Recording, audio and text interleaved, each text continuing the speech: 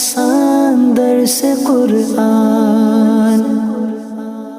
نحمده ونصلي ونسلم على رسوله الكريم اما بعد فاعوذ بالله من الشيطان الرجيم بسم الله الرحمن الرحيم لتركبن طبقا عن طبق فما لهم لا يؤمنون ضرور تم ایک حالت کے بعد دوسری حالت کی طرف چڑھو گے تو انہیں کیا ہوا کہ وہ ایمان نہیں لاتے۔ اس سے پہلے تین چیزوں کی قسم کھانے کے بعد اب اللہ رب العالمین نے ان دو آیات میں ان قسموں کا جواب دیا گیا جسے جواب قسم کہتے ہیں۔ بعض مفسرین کے نزدیک کہ لترکبن طبقا عن طبق کہ ضرور تم ایک حالت کے بعد دوسری حالت کی طرف چڑھو گے،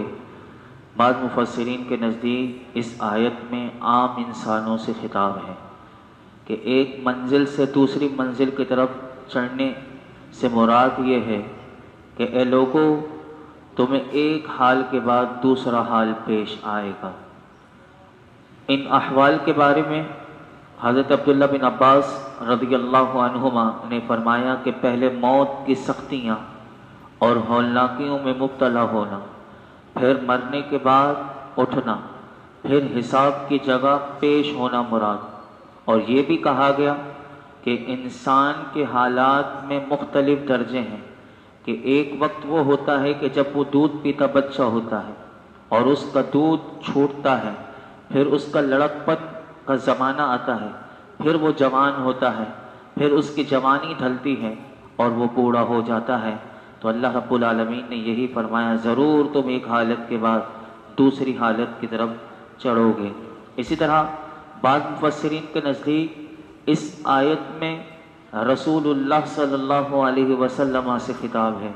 اور ایک منزل سے دوسری منزل کی طرف چڑھنے سے مراد یہ ہے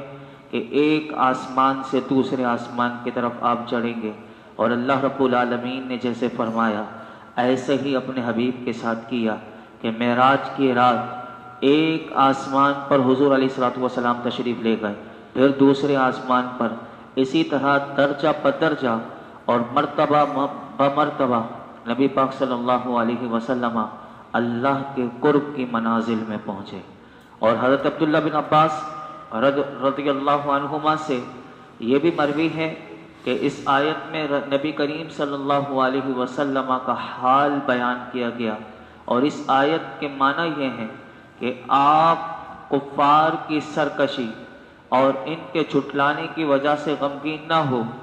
آپ کو مشرکین پر فتح اور کامیابی حاصل ہوگی اور آپ کا انجام بہت بہتر ہوگا۔ تو یہ تمام تفاسیر جو ہیں بعض مفسرین نے کی، اور بعض نے یہ بھی تفسیر اس آیت کریمہ کی یہ بھی کی کہ فرمایا رحم مادر سے تم دنیا میں آئے، بچپن سے جوانی، جوانی سے بڑھاپا، صحت سے بیماری، قوت سے ضعف، خوشحالی سے بدحالی، ان مرحلوں کو طے کرتے ہوئے فرمایا تم قبر میں آ گئے، پھر قیامت کو دامن جھاڑ کر فرمایا اٹھ کھڑے ہو گئے، پھر خدا معلوم کہ کیسی کیسی حالتوں سے گزرتے ہوئے اپنے ابدی مقر اور آخری ٹھکانوں پر تم پہنچو گے۔ یہ آیت کریمہ یہ بھی بتا رہی ہے۔ اور پھر دوسری آیت کریمہ میں ارشاد فرمایا کہ فما لهم لا يؤمنون، تو انہیں کیا ہوا کہ وہ ایمان نہیں لاتے۔ یعنی اس سے پہلی آیات میں جن چیزوں کی قسم ارشاد فرمائی گئی، فرمایا کہ یہ اللہ رب العالمین کی عظیم قدرت پر دلالت کرتے ہیں۔ وہ قسم کیا تھی؟ وہ شام کے اجالے کی قسم، وہ رات کی کہ جو چیزوں کو اس میں جمع ہوتی ہیں، چاند کی کہ جب وہ پورا ہو جائے۔ تو فرمایا یہ تمام قسمیں جو ہیں اللہ کی عظیم قدرت پر دلالت کرتی ہیں، اور ان چیزوں کو دیکھ کر فرمایا عقل مند انسان، کسی عقل مند انسان کے لیے اللہ رب العالمین پر ایمان لانے کے سوا کوئی چارہ نہیں۔ تو فرمایا اب کافروں کے پاس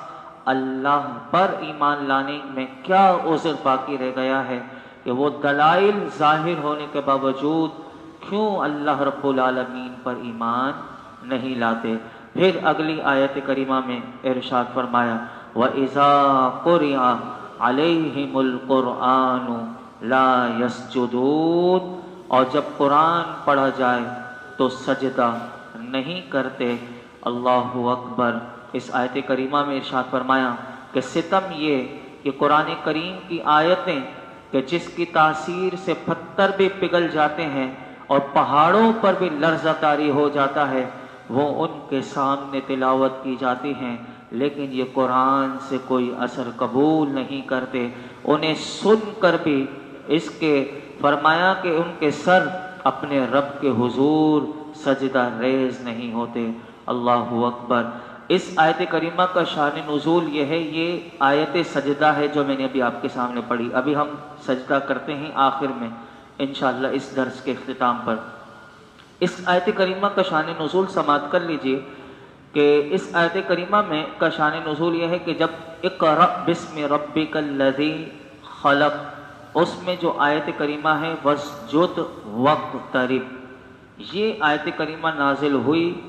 تو رسول اللہ صلی اللہ علیہ وسلم نے یہ آیت پڑھ کر سجدہ کیا۔ آپ دو سجدے کیجئے گا، یہ جو واسجد واقترب ہے یہ بھی آیت سجدہ ہی ہے، تو ابھی جب اختتام ہو تو دو سجدے کیجئے گا۔ تو شان نزول میں آپ کو عرض کر رہا تھا کہ جب حضور نے سورہ اقرأ کی آخری آیت کریمہ پڑھ کر رسول اللہ صلی اللہ علیہ وسلم نے سجدہ کیا تو مومنین جو صحابہ تھے انہوں نے بھی سجدہ کیا، لیکن کفار قریش نے سجدہ نہ کیا، تو ان کے اس فعل کی برائی میں یہ آیت نازل ہوئی اور فرمایا گیا کہ جب کافروں کے سامنے قرآن پڑھا جاتا ہے تو وہ سجدہ تلاوت نہیں کرتے۔ امام فخر الدین رازی رحمۃ اللہ تعالی علیہ فرماتے ہیں کفار چونکہ انتہائی فصیح و بلیغ تھے، اس لیے قرآن سننے کے باوجود، قرآن سننے کے بعد ان کے پاس اس کے علاوہ اور کوئی چارہ نہیں تھا کہ وہ قرآن کو اپنی مثل لانے سے عاجز کر دینے والا مان لیں کہ قرآن اللہ کا بہت بڑا معجزہ ہے۔ اور جب انہوں نے رسول اللہ صلی اللہ علیہ وسلم کی نبوت کے درست ہونے اور احکامات اور ممنوعات میں ان کی اطاعت کو واجب ہونے کو جان لیا تو اب ان کے لیے لازم یہ تھا کہ وہ رسول اللہ صلی اللہ علیہ وسلم پر ایمان لائیں اور حضور کی اطاعت کریں، اور چونکہ کافروں نے ایسا نہیں کیا تو امام فخر الدین رازی رحمۃ اللہ علیہ اس آیت کریمہ کی تفسیر میں کہتے ہیں کہ قرآن سن کر سجدہ نہ کرنے پر اللہ رب العالمین کا ان کا مذمت کرنا یہ حق ہے، اسی لیے اس آیت کریمہ میں فرمایا گیا کہ جب ان کے سامنے قرآن پڑھا جاتا ہے تو سجدہ نہیں کرتے۔ سجدہ تلاوت کے حوالے سے چند باتیں بھی سن لیجئے کہ ویسے تو میں نے پہلے بھی عرض کر چکا ہوں کہ اس آیت سے علماء یہ کہتے ہیں کہ ثابت ہوا کہ سجدہ تلاوت کی آیت سننے والے پر سجدہ تلاوت کرنا یہ واجب ہے، اور حدیث سے بھی ثابت ہے کہ وہ آیت پڑھنے والے اور جس نے سننے والے پر دونوں پر سجدہ تلاوت واجب ہو جاتا ہے۔ تو یہ قرآن سے پتہ چلا کہ سجدہ تلاوت جب سنی جائے تو سجدہ کیوں نہیں کرنا واجب ہے، یہ اللہ رب العالمین نے یہ آیت کریمہ نازل کی۔ ایک بات۔ دوسری بات یہ یاد رکھیے کہ قرآن کریم میں کل 14 سجدے ہیں، اور 14 آیتیں ایسی ہیں کہ جنہیں پڑھنے یا سننے سے سجدہ تلاوت واجب ہو جاتا ہے، خواہ سننے والے نے سننے کا ارادہ کیا ہو یا نہ کیا ہو، لیکن اگر اسے پتہ چل گیا کہ یہ آیت سجدہ پڑھی گئی، اب اس کا ارادہ نہیں بھی تھا تو علماء کہتے ہیں پھر بھی وہ سجدہ تلاوت کرے گا۔ تیسری بات کہ آیت سجدہ پڑھنے یا سننے سے سجدہ واجب ہو جاتا ہے، البتہ پڑھنے میں علماء کہتے ہیں یہ شرط ہے کہ اتنی آواز سے پڑھا ہو کہ اگر کوئی عذر نہ ہو تو وہ خود سن نہ سکے تو پھر وہ سجدہ اس کے اوپر واجب نہیں ہوگا کہ اگر اس نے سن نہیں سکا۔ اسی طرح نمبر 4، اگر اتنی آواز سے آیت سجدہ پڑھی کہ وہ خود سن سکتا تھا مگر شور اتنا تھا یا بہرا ہونے کی وجہ سے نہ سنی تو بھی سجدہ واجب ہو گیا۔ اگر محض صرف ہونٹ ہلے اور آواز پیدا نہ ہوئی تو واجب نہیں ہوا۔ پانچویں بات یاد رکھیے کہ سجدہ تلاوت کے لیے بھی وہی شرطیں ہیں کہ جو نماز کے لیے شرطیں ہیں، یعنی باوضو ہونا، طہارت کا حاصل ہونا، قبلہ رو ہونا اور ستر عورت یعنی مرد کے لیے ناف سے لے کر گھٹنے تک کا جو حصہ ہے وہ چھپانا فرض ہے، یہ سجدہ تلاوت میں بھی یہ ضروری ہے۔ نمبر 6، چھٹی بات یہ یاد رکھیے کہ اگر امام نے نماز میں آیت سجدہ پڑھی تو امام پر اور مقتدیوں پر، اور جو شخص نماز میں تو نہ ہو لیکن اس آیت کو جیسے وضو کر رہے اور اس آیت سجدہ کو اگر انہوں نے سن لیا تو ان کے اوپر بھی سجدہ تلاوت کرنا واجب ہے۔ اسی طرح 7ویں بات یہ یاد رکھیے کہ سجدے کی جتنی آیتیں پڑھی جائیں اتنے ہی سجدے واجب ہوں گے، لیکن ایک ہی مجلس میں ایک ہی آیت سجدہ کو بار بار پڑھا جائے، اگر جتنی آیت سجدہ پڑھی جائیں اتنے سجدے ہوں گے، لیکن ایک ہی آیت سجدہ کو ایک ہی مجلس میں بار بار پڑھا جائے تو ایک ہی سجدہ کرنا واجب ہوگا۔ 8ویں بات یہ یاد رکھیے کہ سجدہ کرنے کا طریقہ یہی ہے کہ اس میں نیت کر لیں کہ میں جتنے بھی سجدے کر رہا ہوں۔ بعض لوگ یہ پوچھتے ہیں کہ اگر ہمارے اوپر بہت سارے سجدے ہو گئے تو بہت سارے سجدے ایک ساتھ بھی کر سکتا ہے، اور ایک ہے تو ایک بھی کر سکتا ہے، اور ایک ساتھ اگر 14 کرنا چاہے تو 14 بھی کر سکتا ہے۔ پہلے وہ نیت کر لے اور سیدھا کھڑا ہو جائے، اللہ اکبر کہتا ہوا وہ سیدھا سجدے میں چلا جائے اور 3 بار سبحان اللہ سبحان ربی الاعلیٰ کم از کم 3 بار یہ پڑھے، اور پھر اللہ اکبر کہتا ہوا سیدھا کھڑا ہو جائے۔ سجدہ تلاوت کے شروع میں اور آخر میں، یعنی جب کھڑے ہوتے وقت اور جاتے وقت اللہ اکبر کہنا، علماء کہتے ہیں یہ سنت ہے، اور کھڑے ہو کر سجدے میں جانا اور سجدے کے بعد کھڑا ہو جانا یہ دونوں قیام یہ مستحب ہے۔ اگر کوئی بیٹھ کر سجدہ کرنا چاہے سجدہ تلاوت تو بھی وہ کر سکتا ہے، اس کا ادا ہو جائے گا۔ اور بھی مزید اس میں معلومات ہیں، یہ چند میں نے آپ کے سامنے عرض کر دی۔ پھر اس سورت کا اختتام دیکھیے کیا ہوا، فرمایا کہ بل الذین کفروا یکذبون واللہ اعلم بما یوعون فبشرہم بعذاب علیم الا الذین آمنوا وعملوا الصالحات لہم اجر غیر ممنون۔ اللہ فرماتا ہے بلکہ کافر جھٹلا رہے ہیں اور اللہ اسے خوب جانتا ہے جو وہ اپنے دلوں میں رکھتے ہیں، تو تم انہیں دردناک عذاب کی بشارت سنا دو، مگر جو ایمان لائے اور انہوں نے اچھے اعمال کیے ان کے لیے وہ ثواب ہے کہ جو کبھی ختم نہ ہوگا۔ ان 4 آیات کا مختصر خلاصہ یہ ہے کہ اللہ رب العالمین نے ارشاد فرمایا کہ جن دلائل کی وجہ سے ایمان لانے کے علاوہ کوئی چارہ نہیں رہتا، اگرچہ ظاہر ہے، لیکن کفار قرآن کی آیات کو مرنے کے بعد دوبارہ اٹھنے کو، زندہ کیے جانے کو، اور اپنے باپ دادا کی پیروی کی وجہ سے یا حسد کی وجہ سے یا اس خوف کی وجہ سے جھٹلا رہے ہیں کہ اگر انہوں نے ایمان قبول کر لیا تو ان کا دنیاوی منصب اور دنیا کے تمام فائدے ختم ہو جائیں گے، تو اللہ فرماتا ہے کہ اللہ اسے خوب جانتا ہے کہ جو کفر و شرک اور نبی کریم صلی اللہ علیہ وسلم کو جو جھٹلاتا ہے اور وہ اپنے دلوں میں جو حضور کے لیے بغض اور عناد کو چھپا کر رکھا ہوا ہے، اللہ فرماتا ہے پیارے حبیب تم انہیں ان کے کفر اور ان کے عناد پر جو ان کے دلوں میں ہے دردناک عذاب کی بشارت سنا دو، مگر فرمایا انہی میں سے وہ لوگ کہ جو کفر سے توبہ کر کے سچے دل سے آپ پر ایمان لے کر آ گئے اور انہوں نے اچھے اعمال کیے، انہیں بھی یہ بشارت دے دیں کہ ان کے لیے آخرت میں وہ ثواب اللہ نے رکھا ہے کہ جو کبھی ختم نہیں ہوگا بلکہ ہمیشہ رہے گا۔ اس آیات سے کو سامنے رکھتے ہوئے علماء کہتے ہیں کہ اس سے معلوم ہوا کہ کافروں کے ایمان قبول نہ کرنے کی وجہ کیا تھی۔ یہ آیات بتا رہی ہیں کہ کافر آج بھی ایمان کیوں قبول نہیں کرتے۔ اس کی وجہ یہ ہے کہ دنیاوی منصب چھن جانا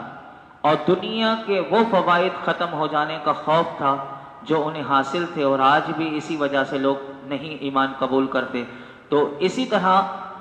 یہ باتوں کو سامنے رکھتے ہوئے یہ تو اللہ نے کافروں کی وجہ بتائی، لیکن ہم میں سے مسلمانوں میں سے بھی ایسے لوگ پائے جاتے ہیں۔ آج دیکھ لیں حکمرانوں میں سے بھی ایسے لوگ ہیں کہ جنہیں اقتدار کا نشہ ہے 56 اسلامی ممالک میں، لیکن سب کو کرسی کی فکر ہے، لیکن کسی کو اللہ کے دین کی فکر نہیں۔ اور غزہ کے مسلمانوں کے ساتھ جو ہو رہا ہے، وہ ان کے لیے وہ اس سے یعنی ان کا باپ مائے باپ جو امریکہ ہے یا اسرائیل سے جو انہوں نے دوستیاں کی ہوئی ہیں یا جو ان کی عیاشیاں چل رہی ہیں یا مزید جو ان کے وعدے ہیں آگے ان کا اقتدار رہے گا، تو یہ آیت کریمہ ان لوگوں کے لیے بھی پیغام ہے کہ جو دنیا کی عزت،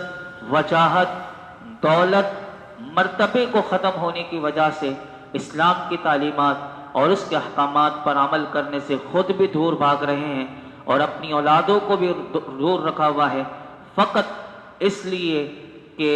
ہمارے یہ چیزیں چھن جائیں گی، تو ان کے لیے بھی اس آیت کریمہ میں پیغام دے دیا گیا کہ ان کو اپنے ایمان کی فکر کرنی چاہیے۔ اور ایسے مسلمانوں کے اس کے لیے بھی پیغام ہے کہ جو کبھی کبھار مسلمان کی طرح کبھی نماز پڑھ لیتے ہیں اور کبھی کبھار تھوڑا بہت اللہ کو یاد کر لینے کو بہت سمجھ لیتے ہیں اور اپنی آخرت کی نجات کے لیے کافی سمجھتے ہیں، ان لوگوں کے لیے بھی اس آیت کریمہ میں بہت بڑا پیغام ہے۔ مسلمان